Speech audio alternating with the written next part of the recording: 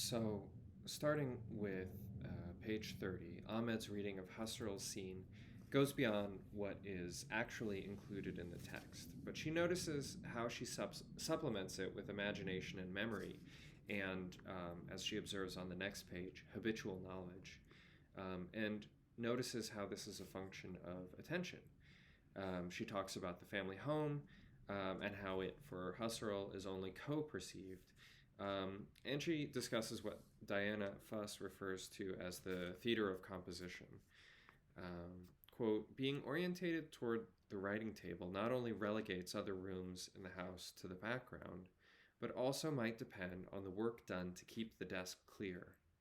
Through this, Ahmed explicitly connects her line of thinking to the history of feminist scholarship around the politics of housework. So moving on to page 31, this is one of the many instances in which Ahmed observes that sustaining an orientation toward the writing table might depend on such work, while it erases the signs of that work. She brings in Ruth Madigan and Moira Monroe's critique of the townhouse and builds toward asking, to what extent does philosophy depend on the concealment of domestic labor and of the labor time that it takes to reproduce the very materials of home? So the background here is produced by acts of relegation. And Ahmed proposes considering how other forms of social orientation affect how bodies arrive at the table. So on 32, in this light, Ahmed brings up Adrienne Rich's account of trying to write at her writing desk and being pulled away by the demands of childcare. And this really hammers home Ahmed's point that attention involves a political economy. Ahmed notes that Husserl suggests that we must bracket the co-presence of the background and of the social and familiar character of objects in order to do phenomenology. So this bracketing and relegating is very important and is something that Ahmed pushes off from in Husserl.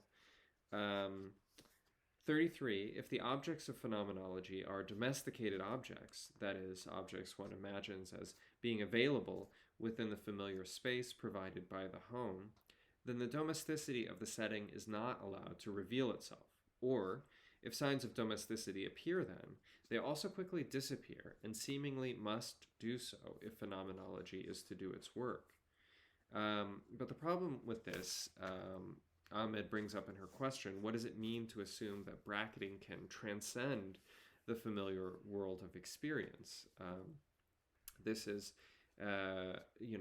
she finds this kind of claim towards transcendence troubling, which makes total sense because of the things that it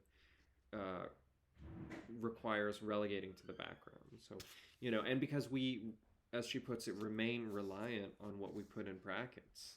The act of putting aside might also confirm the fantasy of a subject who is transcendent.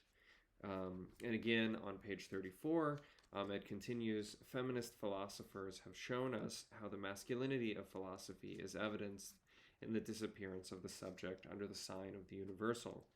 The masculinity might also be evident in the disappearance of the materiality of objects.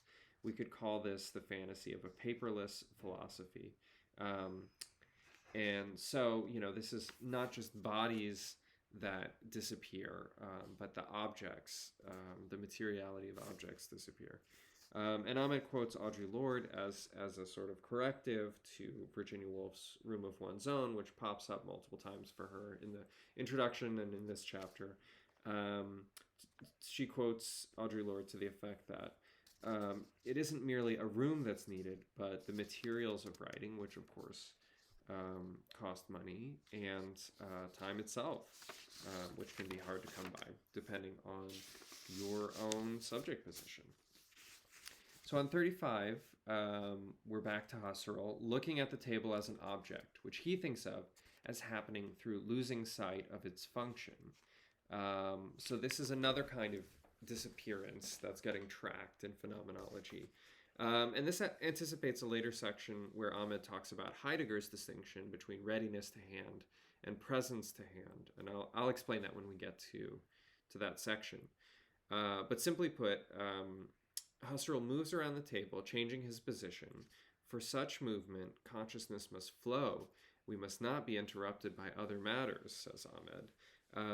And this flow of consciousness is made possible by having the time and space to attend to the table. So, bracketing, aka for Husserl, putting out of action. 36, Husserl, the object is intended through perception.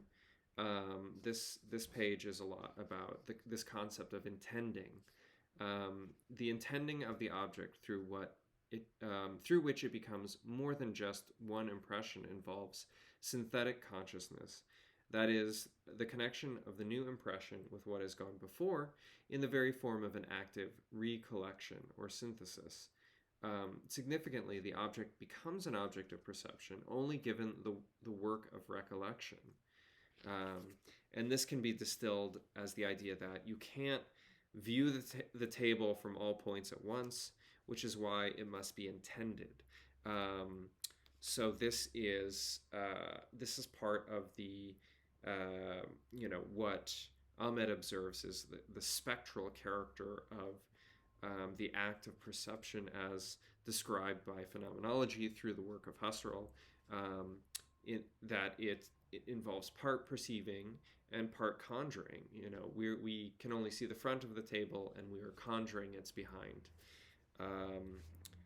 37, there's another kind of behindness too. What is behind the table is what must have already taken place for the table to arrive.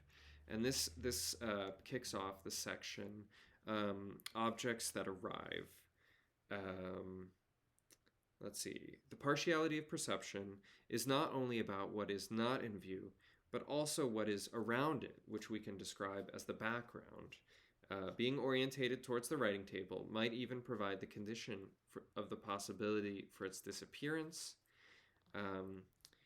Ahmed writes, I want to consider how the table itself may have a background. The background would be understood as that which must take place in order for something to appear. So this is the kind of riffing that happens for Ahmed. There's multiple senses of background happening in this section where it's like, it can simply be spatially the other side of an object that we need to mentally supply in order to intend it.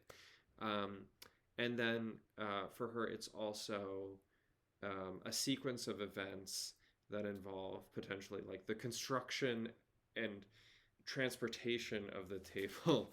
On 39, Ahmed cites Arjun Appadurai. We may need to supplement phenomenology with an ethnography of things. And so for Ahmed, she puts this in terms of a question. As an ethno-phenomenological one, this question would be, how did I or we arrive at a point where it is possible to witness the arrival of the object? How is the arrival a form of witnessing in which what arrives becomes a what, only in the event of being apprehended as a what? And this is speaking to the fact that at least two entities have to arrive to create an encounter, a bringing forth. And this is, I think, in the language of Heidegger. How did the table arrive at the point where Husserl could face the paper that's on it? How did he arrive at the table as the tool that brings forth his philosophy and is itself brought forth as the very material on which his philosophy is written? How is the object, Ahmed writes, in Derrida's terms, an arrivant? And so this is where Ahmed brings in, sort of as a supplement to both, she's working with canonical phenomenologists like Husserl and Heidegger and Merleau-Ponty, and she is introducing a Marxist framework, and she's also introducing a feminist framework. And then so part of this, part of her supplement to what's already present there is Derrida. So for Derrida, the arrivant signifies the perhaps of what arrives. To say the object is an arrivant is to signal not only that it is nearby, but also that its nearness is not simply given,